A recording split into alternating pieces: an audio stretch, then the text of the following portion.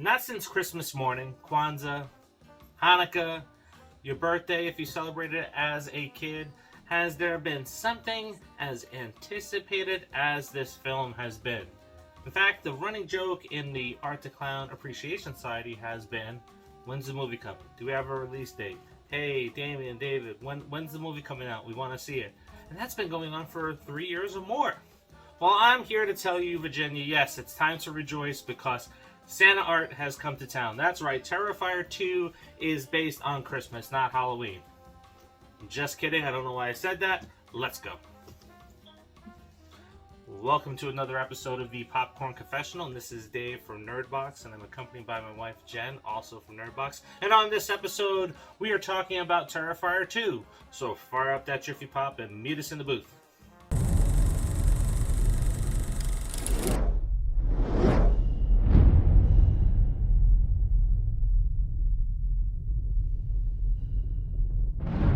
This is Brian O'Holler, and you're watching the Popcorn Confessional on the Nerdbox. Sounds like a porn site. This is a direct sequel to Terrifier 1. A resurrected Art the Clown returns to Miles County, driven by a supernatural force to terrorize Sienna and her younger brother Jonathan on Halloween night. So never before has there been a film to capture and deliver the essence of an 80s slasher movie successfully until now. As a kid, I remember sneaking horror movies that my parents rented on VHS, going to the video store and say, yeah, my parents said I can rent this. It's R-rated. They said it's cool. You want to call them? No, we'll rent it to you. Watching movies and scaring the shit out of myself, and then going to video stores and standing in that horror aisle and seeing the awesome cardboard cutouts that they had for Friday the 13th and Nightmare on Elm Street, and then looking at all the marvelous cover art on the boxes. It was a unique time upon itself. We had Saturday morning cartoons. You'd be excited to wake up, rush down. You had your itinerary as a kid. It's like, all right, gonna eat breakfast. I have my 7 o'clock to 9 o'clock pulled on this channel, then I have my 9 o'clock to 11 o'clock on this channel, and then there was Superstars of Wrestling on TV. This movie, I have to say, out of all of the Halloween movies that are out there, right? You have Michael Myers, but honestly, when you think about a Halloween movie, does it capture the essence of Halloween? Not really. It's become a tradition for all of us to watch it, but when you watch it, do you feel like you're in Halloween? Do you feel that Halloween spirit? I didn't see that in a film until Trick or Treat. This movie not only encapsulates all of the wonders of growing up as a kid, but it takes Halloween and it gives us a real, true horror story that takes place in Halloween. Yeah. That's all you got, is yeah? Creepy clown. Never had a problem with clowns until Art came along. I don't know how Damien put the magic together to make this film, but the one thing that I want to talk about is that this movie, while it is over 2 hours, I don't want to hear people complain about it because Hellraiser's 2 hours. The growth from Terrifier to Terrifier 2 and his story writing, his directing, and just the overall vision of the movie is tremendous. Yeah, I like in this one that there was like actually a family to kind of follow, and there was a little more of like a story to it. He wasn't like just randomly killing anybody for no reason, though that was fun too. I mean, I didn't really have a problem with that when I liked the first movie, but I like that he went in a different direction this time. And, it wasn't just the family. It was, like, the friends, too. So it was kind of, everyone was all connected. And I did like that. And the over 2 hours thing, I didn't feel like it was too long. With a horror movie, we've said this many times. Most horror movies don't need to be even 2 hours. I mean, most of them are good at, like, an hour and a half, hour and 45. And then you're kind of like, all right, I tap. That's good. We don't need any more. But I didn't feel that with this one.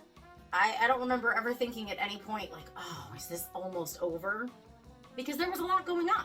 Mhm. And that kept my interest. Yeah, and I've always kind of thought of this, right? We have the Marvel Cinematic Universe, we have like the John Wick trilogies, we have all of these franchises that always toe the line around the 2 hour mark or a little bit more, and you get that storyline that runs forever. And I'm sure we've had how many Nightmare on Elm Streets and Friday the 13th, and really the only series with continuity is Scream. But I've always wondered, like, can we get a franchise that you can sink your teeth in? It can be long, it has a story, it has the gore, it delivers on everything. And the closest thing we got to that was It Chapter 1 and Chapter 2. And here, now, Terrifier 2 just really upped the ante and changed the game. And honestly, if you're not following a lot of this stuff as closely as we are and a lot of our friends in the con world and the movie world, this was Sienna's story. So if you haven't seen the movie and you've seen the first one told the tale of Art the Clown. This one was to tell the tale of Sienna. That doesn't mean you don't get Art the Clown in it. You get him in this film, but you're essentially emerging and focusing on the protagonists of this franchise. And it was done really good. If you go to cons, you're going to love it too, because there's that element in there as well. Yeah, there is. And, you know, obviously this movie is not for children, or at least that's our opinion. You do whatever you want to do. It's not for the faint of heart. I surprised myself. I made it all the way through, and I didn't have to close my eyes once. Yeah, so that says something, right? So you hate gore in movies. I do. I'm not a gore person. I'm really not. You look away at Terrifier 1 when the scene comes up now with Dawn. Yeah. I draw the line at a lot of things, but I think that I think art is helping to open my eyes and be a little more comfortable with that stuff. Not saying that I want to run out there and watch all kinds of gory movies. I don't. But I really, really love Art the Clown. And it's because it's David Howard Thornton. He just brings something to this role that no one else could possibly bring to this role. He doesn't even talk. And he doesn't have to. Because it's still entertaining to watch him. It's still scary to watch him. It's still funny to watch him. Now, there are tons of Easter eggs that are in this one. I managed not to flick on my phone during the movie to write them down as we were going along. Which is a good thing, because it was a packed house. It was almost completely sold out. So I will be going on to Screambox and watching it a lot in the next couple days so I can pick it all out, putting the Easter eggs aside. That this movie really brought out the 80s horror, like I mentioned. But I really felt that the character has kind of jumped over several characters that have been out there. And we're going into the Freddy Krueger line of slashers right now. I don't want to say that he is as good as Freddy Krueger, but he is getting to that level with a lot of the things that we saw in this film. Because there are some dream sequences in here that are very smartly used. And I'll give you one Easter egg. Kind of reminds me of American Werewolf in London. That's all I'm going to say. I'm not going to say what it is. There is a scene, yes. And you know what? I've done this before on reviews. I have likened Art the Clown to being similar to Freddy. And I think it's because of the charisma that he puts into the role. Even when Freddy isn't talking, you still feel it. And he's entertaining. And Art the Clown doesn't have to talk at all. And he's still extremely entertaining. So I have already said that I feel like they are similar in the ways that they bring out their character. Now, if you're not a fan of gore, this does definitely ramp up the gore from the previous movie. So if you don't like gore, don't watch this. The woman next to me was like, covered her eyes half the film. She was not into it. I can only imagine that her boyfriend made her come see it. Look, there was a few people in the theater that we went to, which was sold out, that I think were drugged there to see the movie. Yeah, I think they were dragged there by their significant other, and they were just not really, they weren't into it at all. That's a cruel joke to play on anybody. It's like, hey, come see this horror movie everybody's talking about, and then you get that.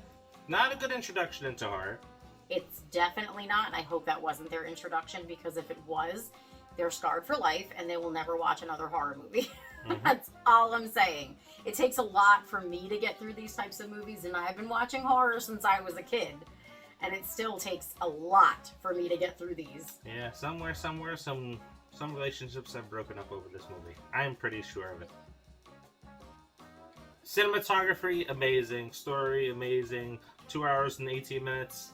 Don't even really feel it. Didn't feel it. How about Lauren Lavera, though? Yeah, she did amazing. She is, like, one of my new favorite, like, scream queens, I gotta say. She was badass. Oh, yeah, definitely. And there's a lot of nuggets here that are going to lead to a third film.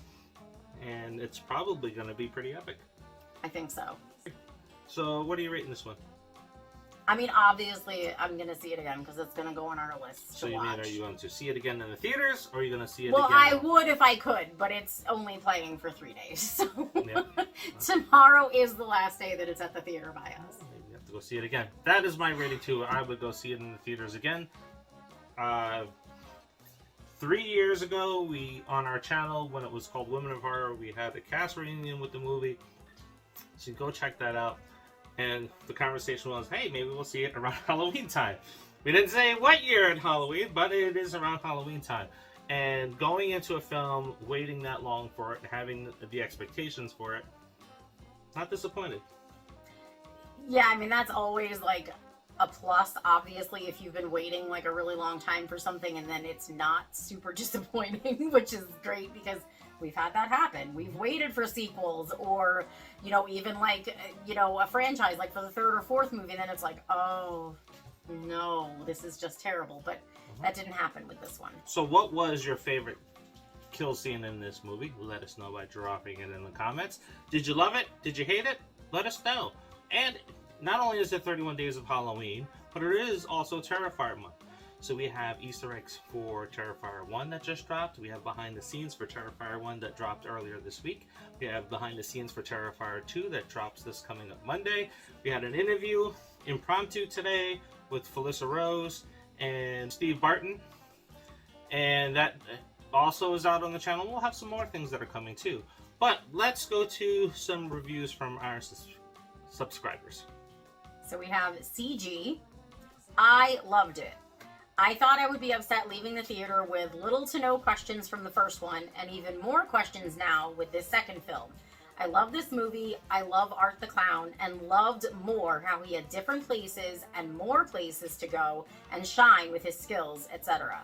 I want to see it again already, cannot wait for your review. If you could not tell, I loved this movie. Mm-hmm. I have to agree. Like going to the different locations, it just expanded the entire world. The carnival was just awesome. It just fit. That was really cool. Mm-hmm. I did really, really like the carnival. It definitely fit with the whole like theme of it.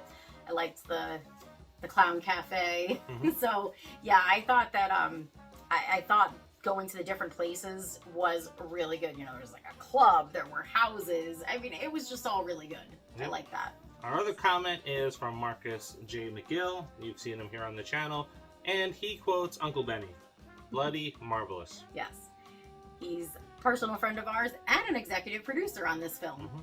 Now don't forget, it is the quest for 5,000 subscribers. So if you're not subscribed, please do so. Share the content out, drop a like, drop a comment, help us grow our channel. And when we hit 5,000 subscribers, you may have a chance to win this Strawberries and Scream cereal signed by David Arquette and Matthew Lillard.